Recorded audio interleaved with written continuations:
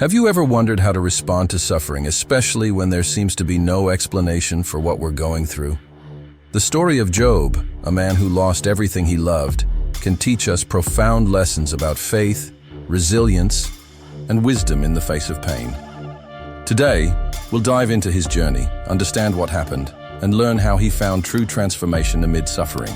Get ready, because what you're about to discover might change the way you face life's challenges. Job was a man of integrity, admired for his righteousness and devotion.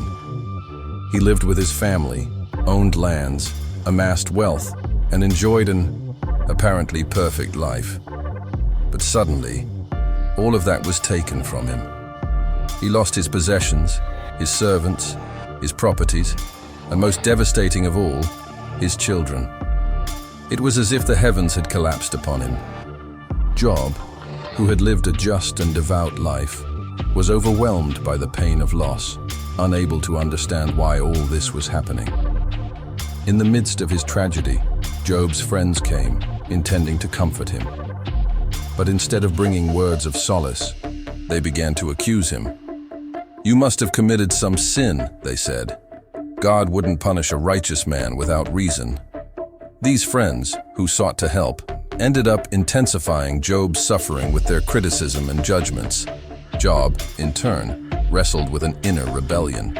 He couldn't understand why he was suffering so much when he had always lived according to God's principles. Why did he, someone who had always been faithful, have to endure such pain?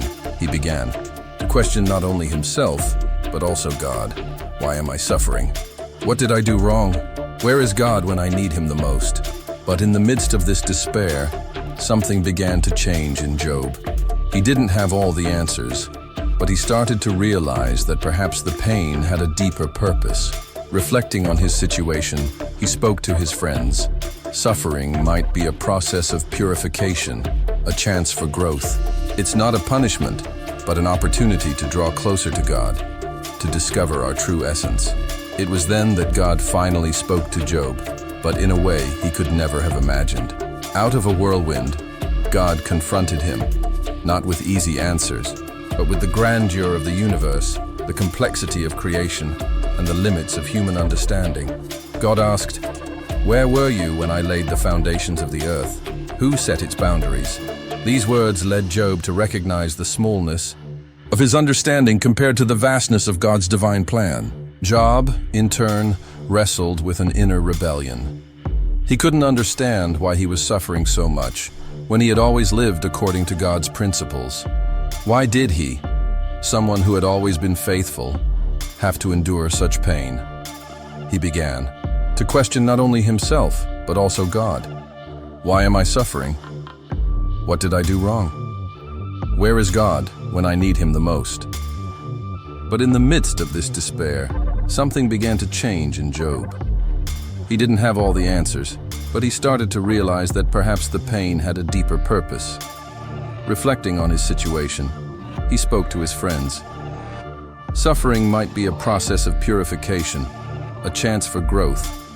It's not a punishment, but an opportunity to draw closer to God, to discover our true essence.